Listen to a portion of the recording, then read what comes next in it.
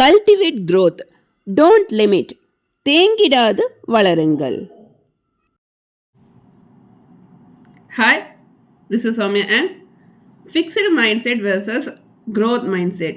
அதாவது Carol டுவெக் உளவியலாளரான Carol டுவெக் வந்து fixed growth mindset வளர்ச்சி மனப்பாங்கு பற்றி என்னென்ன குறிப்பிடுகிறார் அப்படின்னு நம்ம தெரிஞ்சுக்கலாம்.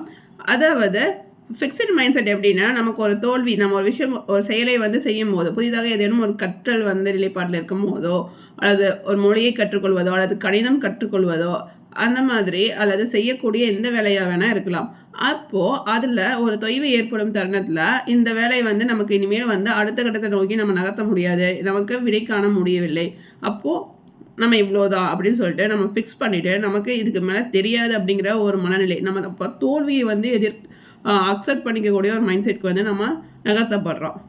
அப்போது அந்த இடத்துல க்ரோத் மைண்ட் செட் இருக்கக்கூடிய நபர்கள் என்ன செய்வாங்க அப்படின்னா, அதாவது நாட் எட், ஏன் எனக்கு இந்த விஷயம் வந்து சரியாக வரல, நான் அப்போ ஏதோ ஒரு தவறை வந்து நான் இழைத்திருக்கேன், அந்த தவறு வந்து என்னவா இருக்கோ அது எந்த இடத்துல வந்து நான் அந்த தவறை வந்து நான் மேற்கொண்டிருக்கேன், அந்த மேற்கொண்ட தவறால் தான் எனக்கு இந்த விடை வந்து சரிவர கிடைக்கல. அப்போது அந்த ஒரு கணக்குக்கு தீர்வு ஒரு உதாரணத்துக்கு ஒரு கணக்கு வந்து நம்ம எடுத்துக்குவோம். அப்போ அந்த கணக்குக்கு வந்து தீர்வு காணணும் அப்படின்னா நம்ம அதில் இருக்கக்கூடிய கொடுக்கப்பட்ட விவரங்களை நம்ம சரியாக அந்த சூத்திரத்தில் பயன்படுத்தியிருக்கோமா, அப்போது அதில் இருக்கக்கூடிய எண்கள், கொடுத்துருக்க எண்களை தான் நம்ம பயன்படுத்தியிருக்கோமா, இல்லை மாறாக வேறு ஏதேனும் எண்களை வந்து புகுத்தியிருக்கோமா கணக்கீடு செய்வதற்கு. அதற்கு அடுத்து வந்து இருக்கக்கூடிய அனைத்து படிநிலைகள் வழியாகத்தான் நம்ம அந்த கணக்குக்கு தீர்வு கண்டிருக்கோமா, இல்லை ஏதேனும் ஒரு சில படிநிலைகளை வந்து விட்டு விட்டோமா, இந்த மாதிரி வந்து யோசிப்பாங்க. அதற்கு அடுத்து என்னென்ன வழிமுறைகள் இருக்கின்றது, அப்போ மெத்தட் 1, மெத்தட் 2, மெத்தட் 3, இந்த மாதிரி ஒரு சில கணக்குகளுக்கு எண்ணற்ற வழிமுறைகள் இருக்கும் தீர்வு காண்பதற்கு. அந்த மாதிரி வெவ்வேறு விதமான விஷயத்தில் கூட அந்த கணக்கை வந்து நம்ம முயற்சிக்கலாம். அப்போது அதற்கு சரிவர விடையை வந்து கண்டுபிடிக்க முடியும். அதற்கு ஏற்றாற் போன்று கொடுக்கப்பட்டிருக்கக்கூடிய உதாரண கணக்குகள் வந்து இருக்கும், எடுத்துக்காட்டு கணக்குகள் இருக்கும். அந்த எடுத்துக்காட்டு கணக்குகள் வந்து ஏதேனும் ஒரு சில கணக்குகளை வைத்து முறைப்படி பயிற்சி செய்யலாம். பயிற்சி செய்ததற்கு அப்புறம் அந்த பயிற்சி கணக்கில் வந்து நம்ம தீர்வு காண முயற்சிக்கலாம். ஸோ எடுத்ததும் வந்து அந்த பயிற்சி கணக்குக்கு நம்ம தீர்வு காணும் போது அதற்கான வழிமுறைகள் வந்து எங்கிருந்து வந்தது அப்படிங்கிறதும் நமக்கு தெரியாது. அப்போது அதற்கு தீர்வு எந்த வகையில் வந்து கண்டுபிடிக்க வேண்டும் என்ற வழியும் தெரியாது. இறுதியாக நம்ம புத்தகத்தோட பின்பக்கத்தில் இருக்கக்கூடிய ஒரு விடையை மட்டும் மையமாக வைத்துக்கொண்டு நம்ம செய்த அனைத்து வழிமுறைகளும் வந்து கணக்கீடுகளும் வந்து தவறு தான் அப்படின்னு நம்ம ஒரு பொதுவாக அதை எடுத்துக்கொள்ளாமல் நம்ம எந்த இடத்துல அந்த தவறை இழைத்திருக்கோம் அப்படிங்கிறத நம்ம சரிவர உற்று நோக்கினாலே நமக்கு தீர்வை எளிதாக கண்டுபிடிக்க முடியும். அப்போது நான் ஒரு தவறை இழைத்திருக்கேன், அந்த தவறை எந்த இடத்துல வந்து இழைத்திருக்கேன் அப்படிங்கிற தேடக்கூடிய ஒரு தன்மை தான் அந்த வளர்ச்சி மனப்பாங்கு. அப்போது அந்த பாடம் வந்து எளிதாக வந்து புரியும். எடுத்த உடனே வந்து எல்லாருக்கும் வந்து கணிதம் வந்து விடுமா அப்படின்னா வராது. கணிதம் என்பது நம்ம கற்றுக்கொள்ளக்கூடிய ஒரு பாடம், படிக்கக்கூடிய ஒரு பாடம் கிடையாது. அது முறைப்படி பயிற்சி செய்யக்கூடிய ஒரு பாடம் தான் கணிதம். கணிதம் வந்து அனைத்து துறைக்கும் வந்து அடிப்படையான ஒரு விஷயமா இருக்குது. கணிதம் இல்லாமல் எதுவுமே இல்லை. ஒவ்வொரு விஷயத்துலேயுமே வந்து கணக்கு அப்படிங்கிற ஒரு விஷயம் வந்து கட்டாயம் இருக்கும். அப்போ கணிதத்தோடைய அவசியமும் வந்து முக்கியம். அதை அறிந்து நம்ம அந்த முறைப்படி அதை முயற்சி செய்யணும் அப்படின்னா அதற்கு சரிவர பயிற்சி செய்யணும். ஏதேனும் இடத்துல இருக்கக்கூடிய அந்த தவறை நம்ம தான் சுயமாக தேடி கண்டுபிடித்து தவறை திருத்தி கொள்ளணுமே தவிர அதற்கு யாரேனும் ஒரு நபர் வந்து அந்த கணக்கை வந்து சரிவர பார்த்து எந்த இடத்துல நம்ம தவறை விளைத்தோம் என்று ஒவ்வொரு முறையுமே வந்து ஒவ்வொருத்தரும் சொல்லிகிட்டே இருக்க மாட்டாங்க. நம்ம தான் அந்த தவறை வந்து தேடணும். அதற்கு சுய மதிப்பீடு அவசியம். அந்த சுய மதிப்பீடை நம்ம தான் செய்யணும். அதை மேற்கொள்ளும் போது நமக்கு இயல்பாகவே வந்து அதுக்கான தீர்வு தேடக்கூடிய ஒரு தன்மை நமக்கு இயல்பாகவே கிடைத்துவிடும். அதற்கப்புறம் அடுத்தடுத்து நம்ம மேற்கொள்ளக்கூடிய தீர்வு காணக்கூடிய ஒவ்வொரு கணக்குமே வந்து நமக்கு இயல்பாகவே புரியும். அப்போது புரிதலை வந்து ஏற்படுத்தக்கூடிய ஒரு சூழலை நம்ம முறைப்படி பயிற்சி செய்யக்கூடிய தருணத்தில் அது வந்து இயல்பாக கிடைக்கும். அந்த பயிற்சியை மேற்கொள்ளக்கூடிய ஒரு தருணம், அதற்கு நம்ம தேடல் வந்து இயல்பாக நமக்குள்ளே இருந்து உதயமாகணுமே தவிர அதை வெளியிருந்து யாருமே நம்மளை அதற்கான வழிபாடுகளை வந்து நம்மளை நகர்த்தி கொண்டு போக மாட்டாங்க. நம்ம தான் வந்து தேடணும். அப்போது நமக்கே ஒரு இயல்பாக வந்து ஒரு எண்ணம் இருக்கணும், நம்ம ஏன் அந்த ஒரு விஷயம் வந்து நமக்கு வரல, அப்போ நமக்கு வரல அப்படின்னா நம்ம ஏன் ஒரு சில விஷயங்களை வந்து செய்யாமல் விட்டுருக்கோமா அப்படிங்கிறத நம்ம யோசிக்கணும். அந்த யோசனை தான் அடுத்த கட்ட நகர்வை நமக்குள்ளேருந்தே ஏற்படுத்தி கொடுக்கும். அதற்கு வெளியிருந்து யாருமே நம்ம ஒவ்வொரு முறையுமே வந்து இதை நீ செய், அப்படி இதில் ஏதாவது ஒரு தவறு இருக்கும், அந்த தவறை சரி செய் அப்படின்னு சொல்லிட்டு நம்மளை டியூன் பண்ணிகிட்டே இருக்க மாட்டாங்க. அப்போது நம்ம ஒரு விஷயத்தில் விட்டு கொடுக்காத ஒரு மனப்பாங்கு நமக்கு இயல்பாக இருக்கணும். அந்த விட்டு கொடுக்காத தன்மை தான் நம்மளை வளர்ச்சி மனப்பான்மைக்கு எடுத்து செல்லும். புதுசாக ஒரு மொழி கற்றுக்கொள்ளக்கூடிய ஒரு நபரை வந்து நீங்கள் எடுத்துக்கிட்டீங்க அப்படின்னா, அந்த நபருக்கு அதுதான் வந்து புதிதான ஒரு மொழி. அந்த நபர் வந்து அதில் புலமை பெற்ற நபரை வந்து மையப்படுத்தியெல்லாம் பார்க்க மாட்டாங்க, அதை கருத்தில் கொண்டெல்லாம் பார்க்க மாட்டாங்க. ஏன்னா அவர்கள் அப்பொழுது தான் அந்த மொழியை வந்து கற்றுக்கொள்கிறார்கள். அதனால் அதில் ஏற்கனவே புலமை பெற்ற நபர்களை பற்றி பயம் இதெல்லாம் வந்து இருக்காது.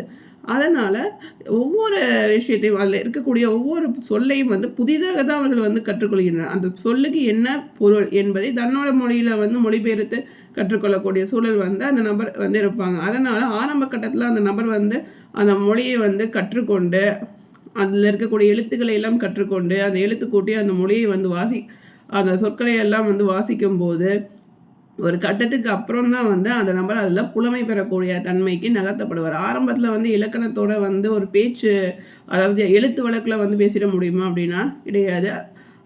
அதற்கும் வந்து பயிற்சி வேணும்.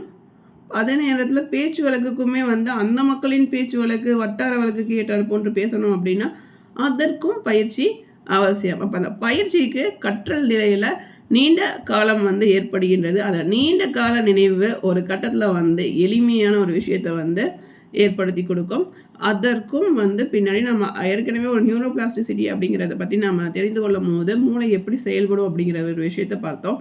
ஒரு பழக்கம் அதுவும் வந்து தினசரி வந்து தொடர்ச்சியாக வந்து செய்யும் தருணத்தில் நியூரான்கள் வந்து அதற்கான தகவலை வந்து நரம்பணுக்கள் வந்து வேகமாக என்ன செய்யும் அப்படின்னா அந்த தகவலை வந்து பரிமாற்றம் செய்யும். அதுவும் நரம்பு கடத்தி மூலமாக அந்த சினாப்சஸ் தான் வந்து முடிச்சு போன்று செயல்படும் இந்த 2 நியூரான்களுக்கு நடுவில்.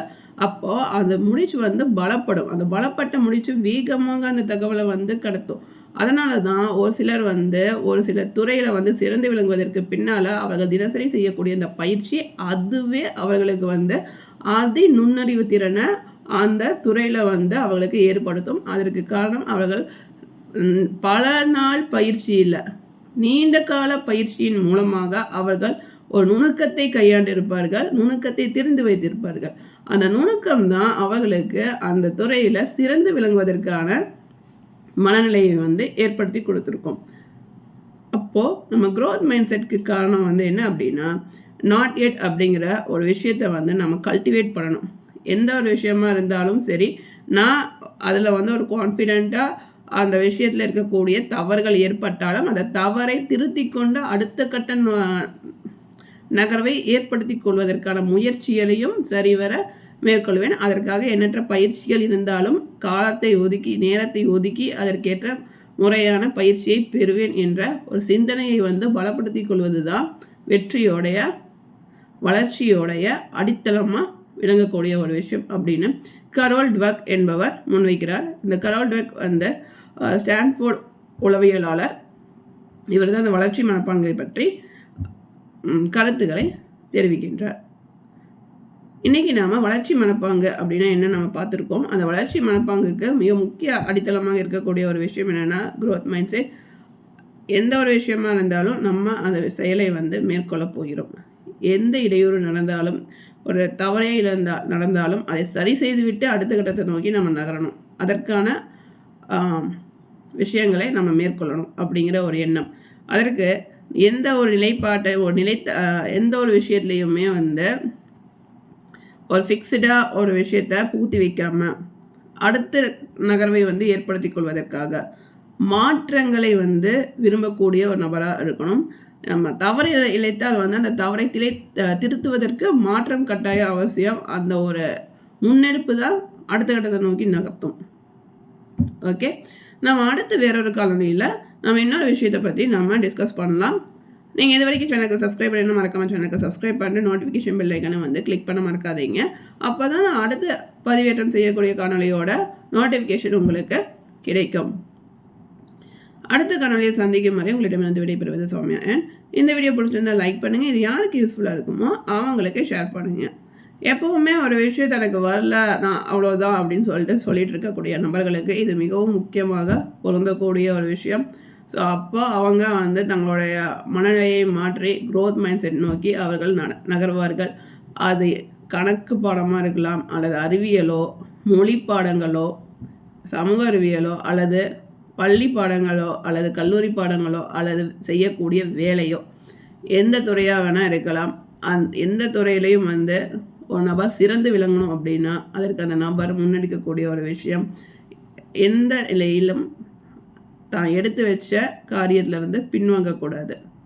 அந்த ஒரு தன்மை அவர்களுக்கு இயல்பாக இருக்கும் அப்படின்னா அந்த மனநிலை அவர்களை பலப்படுத்து அதற்கேற்றார் போன்று வல்லமை கொண்ட நபராக அவர்களை மாற்றும்.